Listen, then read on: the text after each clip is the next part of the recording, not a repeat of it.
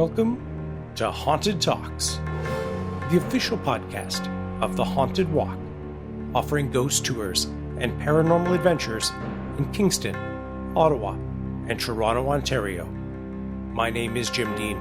I am the creative director, and we really appreciate you joining us for today's episode.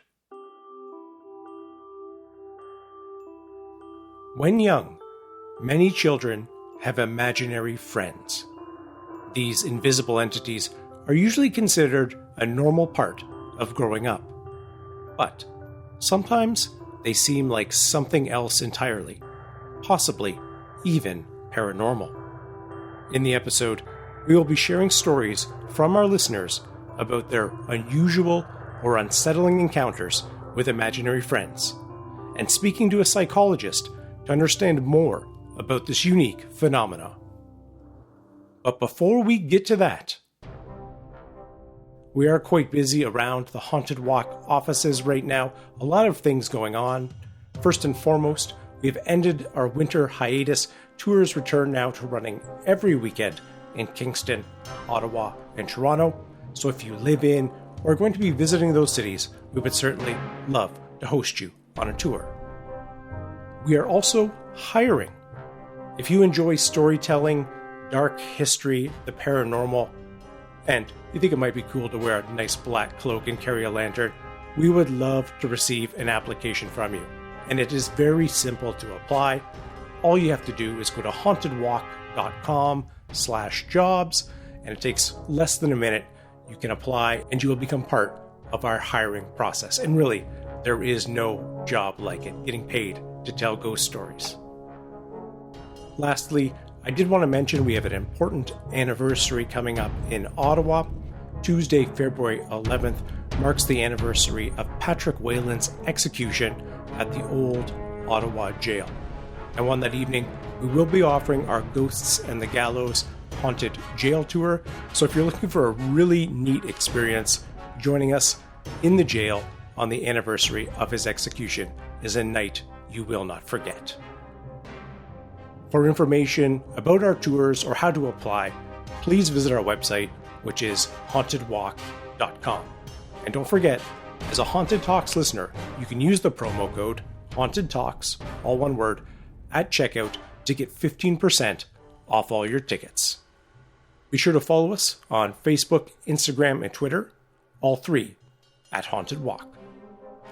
Lastly, if you do enjoy the episodes we put out, it would mean a great deal to us if you could leave us a 5-star review wherever you listen to us. It helps new listeners find us, and we always love seeing what comments people leave.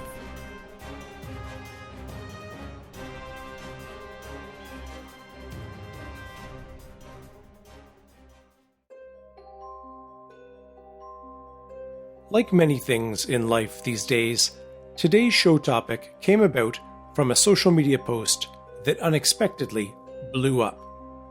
If you follow us, you know we regularly post things related to the paranormal. A few weeks ago, we shared an article called "Are Some Children's Imaginary Playmates Ghosts?" Immediately, the comments rolled in as followers began to share their own childhood experiences or those of their children. The responses ranged from the very mundane or commonplace to the downright terrifying. Before we share those stories, I thought it was important that we talk to an expert who could give us a clinical perspective on imaginary friends before we delve into the potentially paranormal. My name is Dr. Kirk Honda, and I am host of the Psychology in Seattle podcast, and I'm also a therapist and a professor at Antioch University here in Seattle.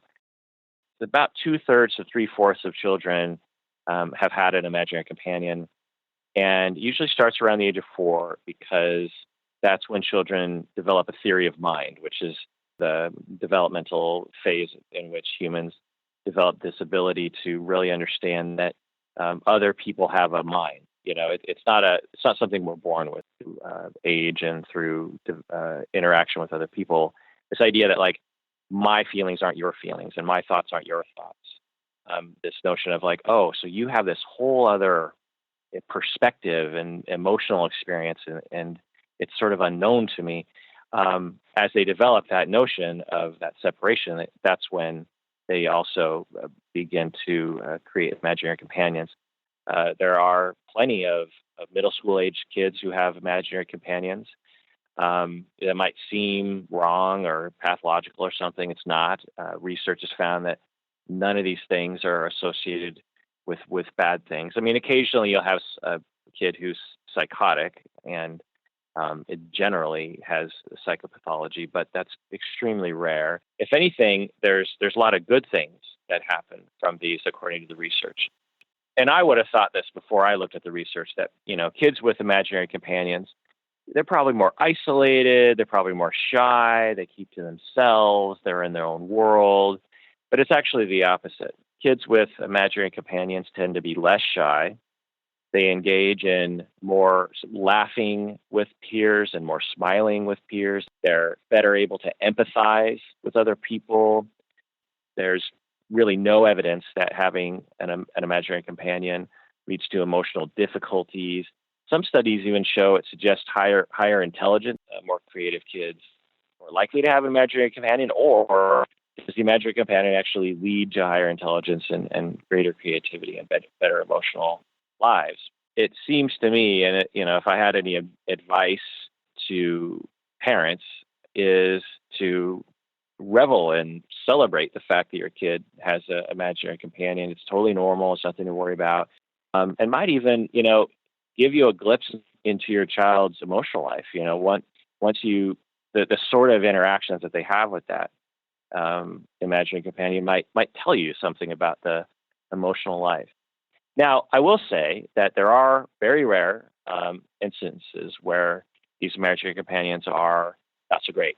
About 3%, according to research, of imaginary companions were categorized as enemies, meaning that they were frightening or mean in some way. So that does happen, and in those cases, of course, we want to try to help kids with that. But so 3%, that's something to mention, but extremely rare. I was surprised and somewhat jealous to hear that so many people, 60 to 75%, had imaginary childhood friends. Perhaps I had forgotten mine, but I knew an expert who could help me out. Hey, Mom, how are you? I'm fine, thanks. I have perhaps a weird question to ask you about our next podcast episode. Okay. So it's all about imaginary friends. And I don't recall having an imaginary friend at any point, but maybe I forgot. Do you remember if I ever had an imaginary friend? I do not remember you ever having an imaginary friend. You were very attached to a huggy blanket, which almost was like a person to you, but I don't know if that qualifies as an imaginary friend. Did anybody else in the family have an imaginary friend? Not that I recall. I remember your sister perhaps having like a stuffed animal that became like real to her, but not just strictly an imaginary friend. You were quite a boring lot, I guess. Well, thanks, Mom. Okay.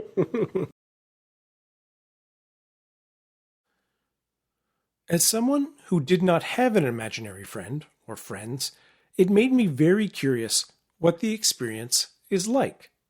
How do children perceive their imaginary friends? Is it a voice in their head, or are they seeing something that no one else can see?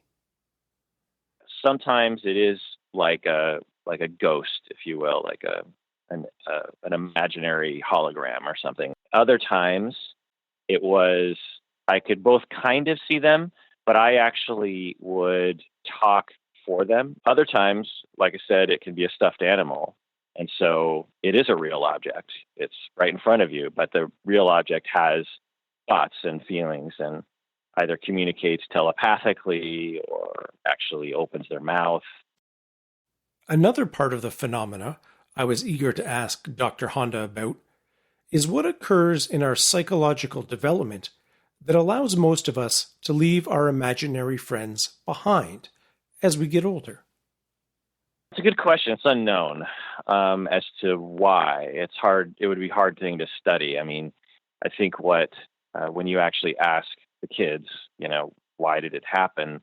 They would either say, well, I don't know. I just kind of forgot about them, or they just sort of drifted away, or I was distracted by something else.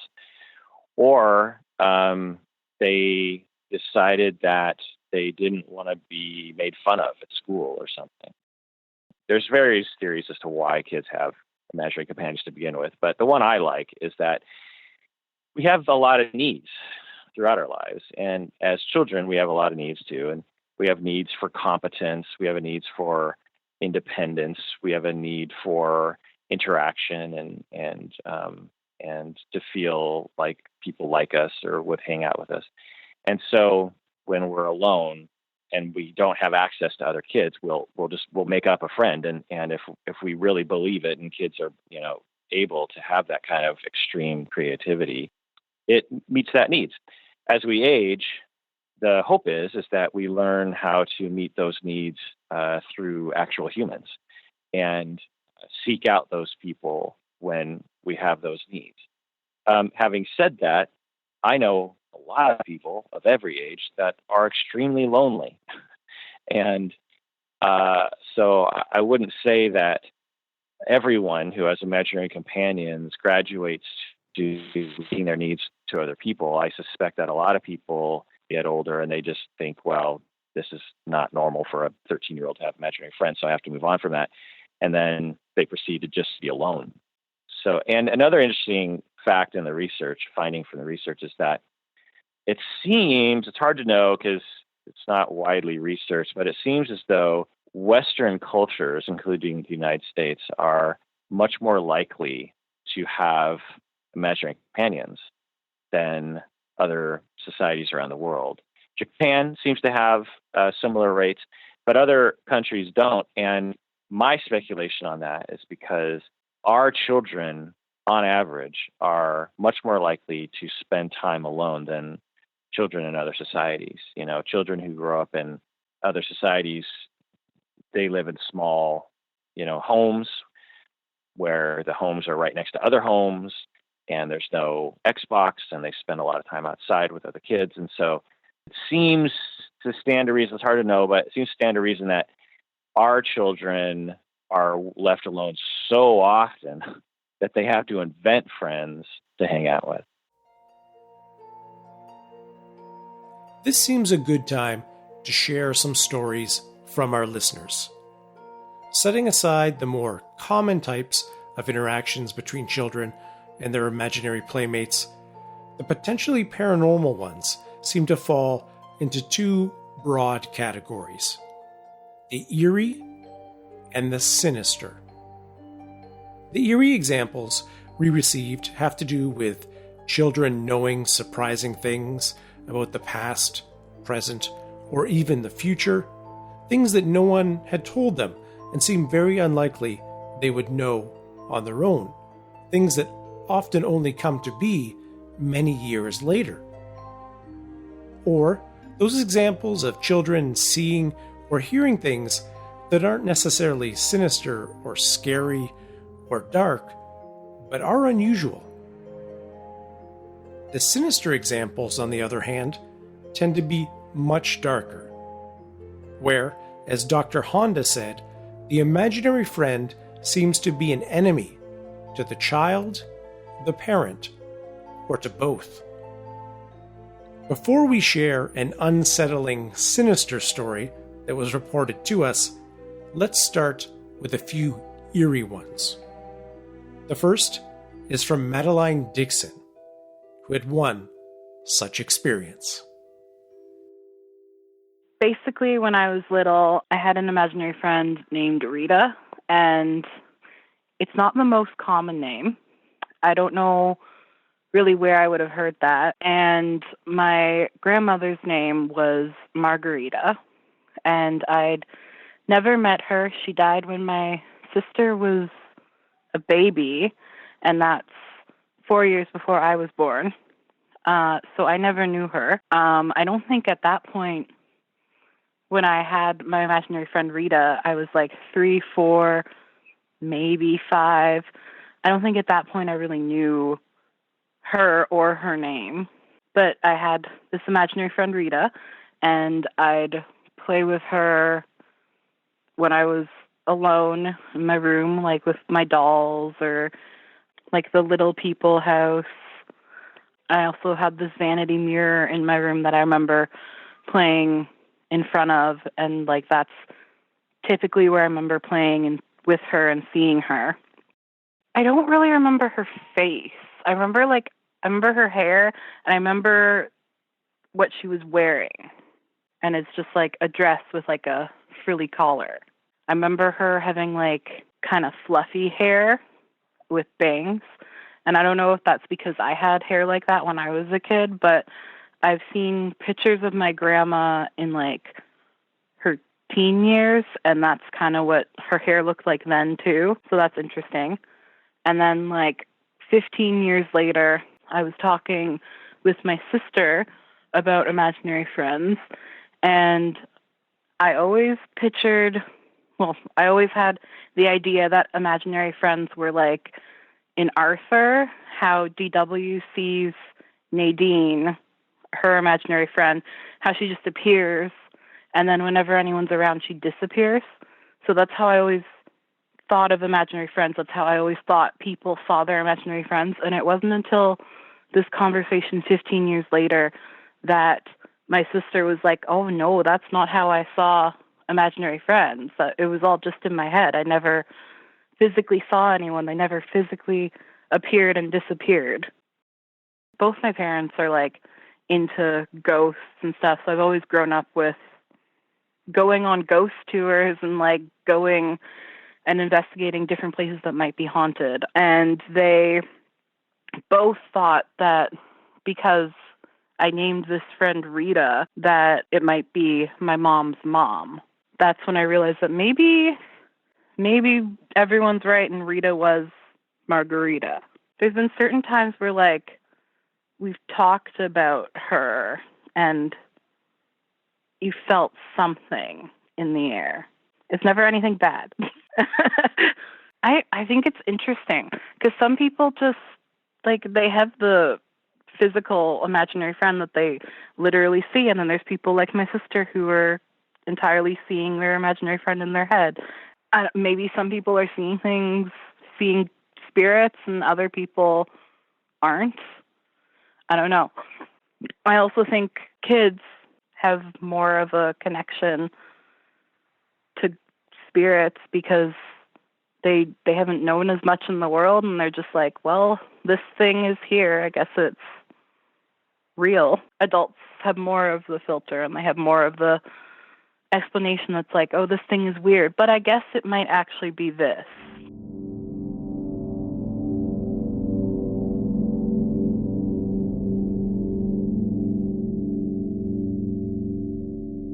Madeline does raise a great point here.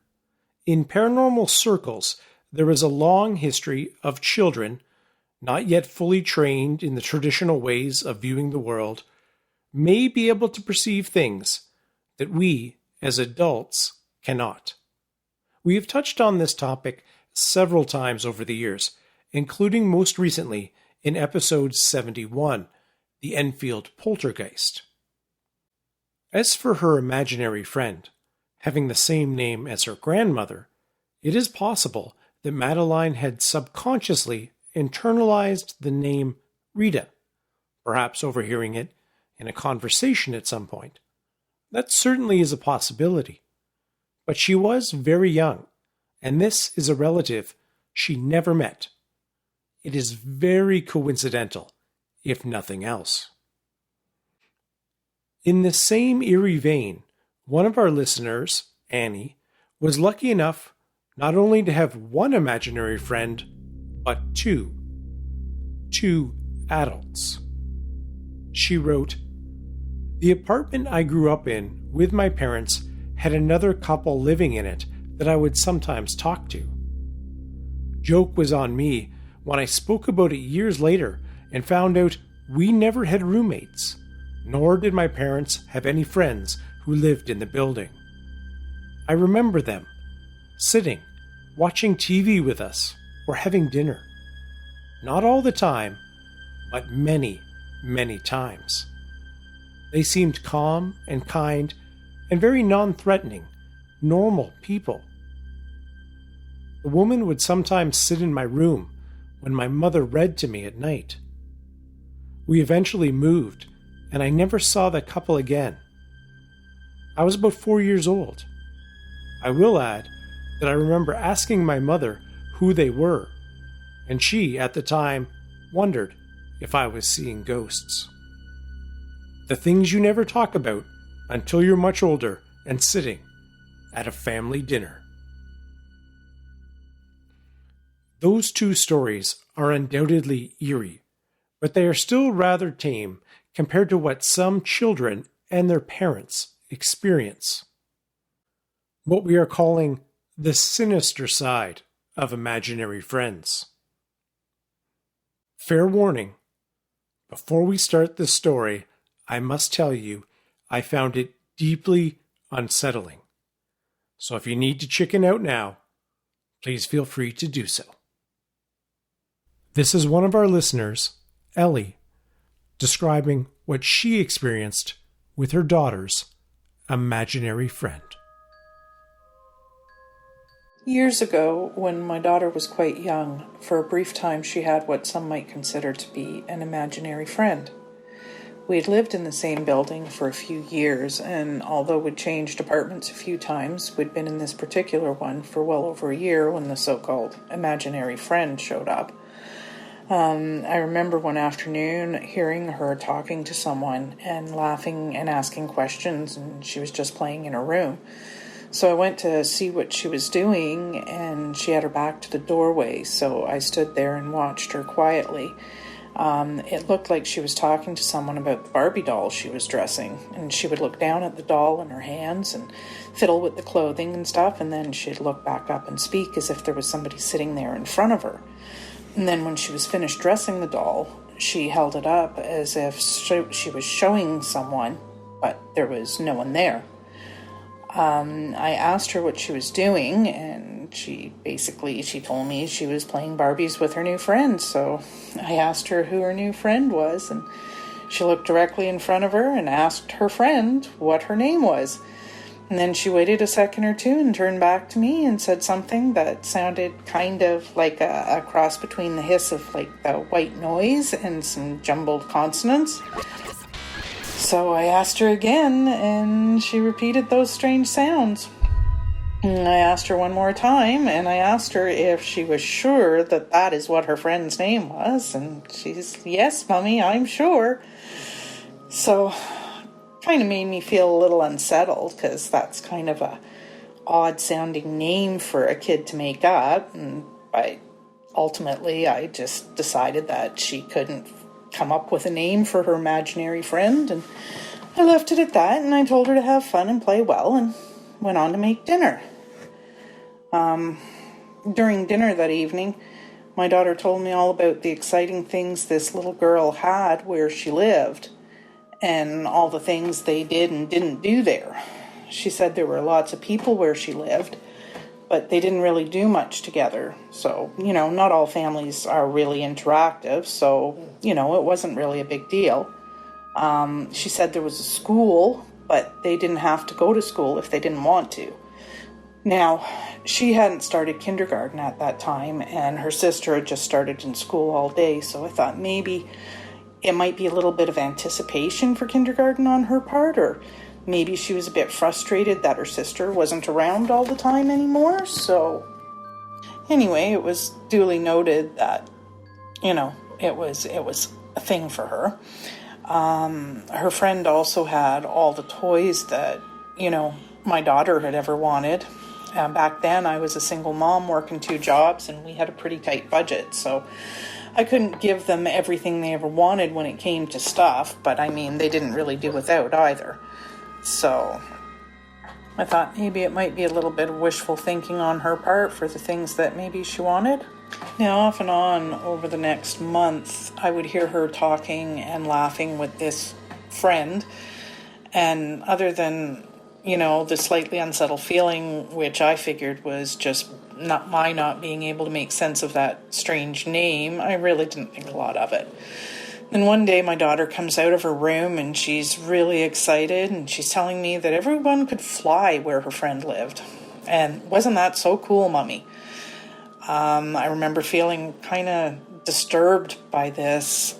It was supposed to be so wonderful, but it was really bothering me, and I was trying to rationalize why I felt that way, and I couldn't. So I really started paying attention every time my daughter would be talking to this imaginary friend. As I would listen and I would talk to my daughter, I learned that it was always cold where her imaginary friend came from, and it was kind of dark there too, and that she was pretty lonely and bored, and that's why she liked playing with my daughter. One day while I was listening to her play with her imaginary friend, I could hear her saying that, she would have to ask me first, and insisting that she couldn't do something without asking me. And she was just adamant about having to ask me, and she was becoming really, really upset and angry. So I asked my daughter, I said, "Ask me what?" She told me her friend wanted her to go with her to where she lived, and that she wanted them to be able to fly together because that would be so much fun. So yeah, at this point there were bells and whistles going off in my head, and the mama bear mode was kicking in. So I told my daughter she couldn't go anywhere with her friend, and that I was really proud of her for refusing to go without asking me first. I was kind of alarmed, but I was trying not to let her know that. Then she tells me that her friend was mad and saying mean things, and that her friend didn't like me. So I told her it was time for her friend to go home, and then it occurred to me to ask her where her friend's home was and how she was supposed to go with her anyway. And then she looks me straight in the face and points to the wall below her window and tells me that her imaginary friend came and went through the swirly below the window, and that her friend said that she couldn't go through the swirly, so my daughter would have to go out the window and should be waiting for her on the other side.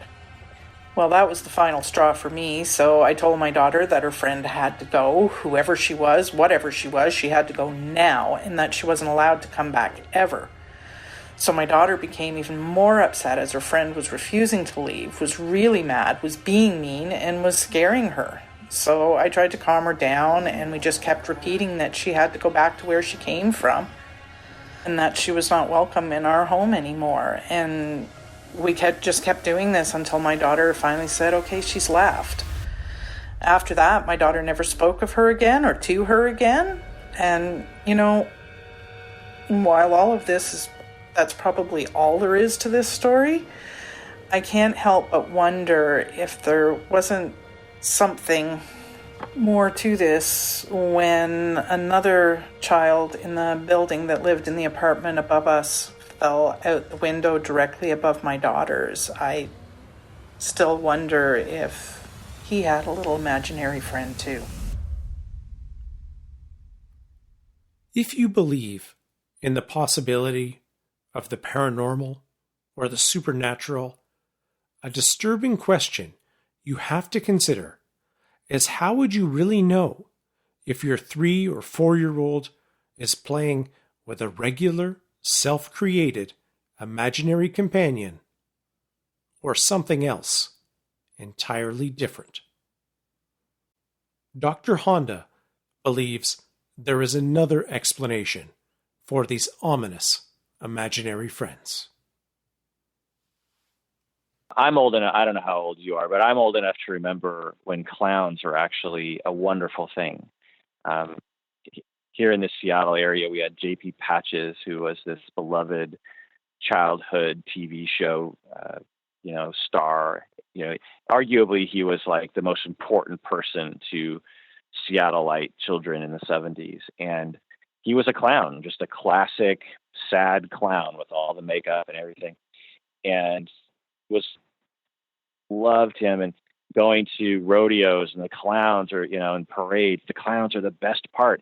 Now clowns are creepy and scary and, John Gacy and all this kind of stuff. And I attribute that to storytelling.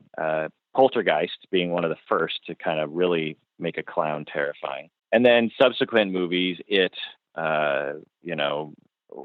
Chucky, or I don't know, various different movies that depict clowns as being essentially psychotic, sadistic killers.